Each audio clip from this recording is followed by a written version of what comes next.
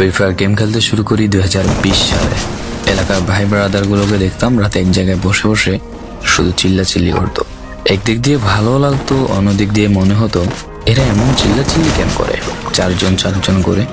তারপর তাদের কথা মতো তাদের মতোই শুরু করি ফ্রি ফায়ার গেম।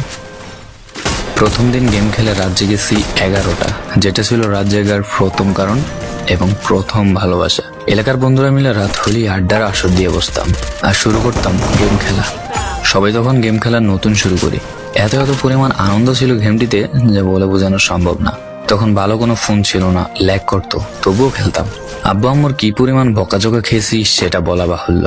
অনেকদিন তো স্কুলও যাইতাম না, বন্ধুরা বসে গেম খেলতাম। কিছু টাকা জুগিয়ে কয়েক মাস পর একটা লেভেল আপ পাস ছিল না, 200 টাকায় বোধ হয় 800 ডায়মন্ড পাওয়া যেত। তো সেখান থেকে 800 ডায়মন্ড থেকে একটা অলগ ক্যারেক্টার নিই। আর সেই অলগ ক্যারেক্টার ছিল তখনকার সময়ের সবচেয়ে দামি ক্যারেক্টার। তখনকার দামি প্লেয়ার মনে হতো নিজেকে। আবার গেমের ভিতর অনেকের সাথে বন্ধুত্ব পর্যন্ত হয়ে গিয়েছিল। গেমের ভিতরে বন্ধুত্ব হলেও বাস্তব ছিল বন্ধুত্বগুলো।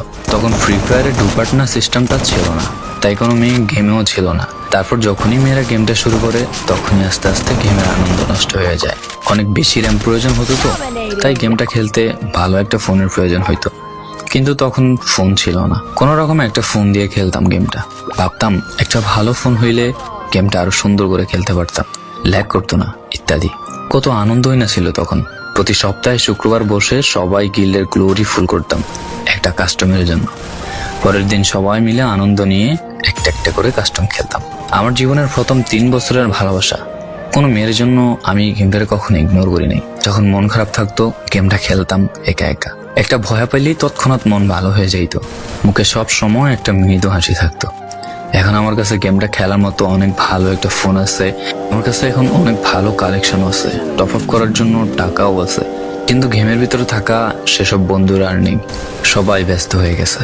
সবার আইডি গুলো অফলাইন হয়ে গেছে।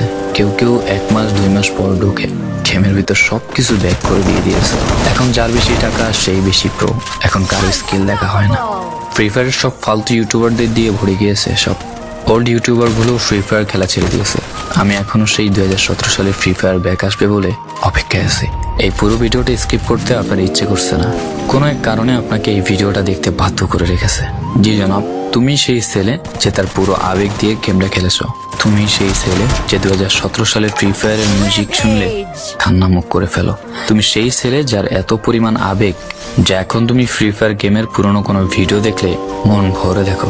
তোমার আবেগটা কোনো মেয়ে নয়, নিয়েছে তোমার free fire. I miss you old Free Fire. I miss you old Free Fire friend. I miss you Free Fire. I miss you.